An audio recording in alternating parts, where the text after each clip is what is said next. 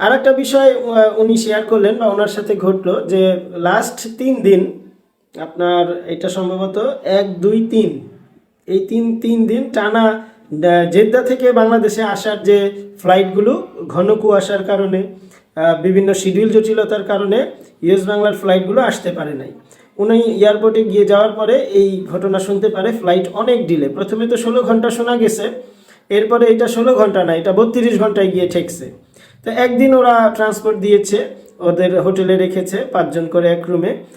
কিন্তু এরপরের যে লম্বা একটা সময় বলেছে 6টা 25-এ বিমান ছাড়বে, সেটা পরদিন সকাল 7টায় গিয়ে ছাড়ছে। এই সারা রাত ঠান্ডার মধ্যে এয়ারপোর্টে কষ্ট করতে হয়েছে। তো মৌসুমটার ভিন্নতার কারণে এখন এই জটিলতাগুলো হচ্ছে। যারা উমরার সফর করবেন, বিশেষ করে পরিবার নিয়ে, একটু প্রস্তুতি নিয়ে করবেন, মানসিকভাবে বা যে কোনোভাবেই হোক।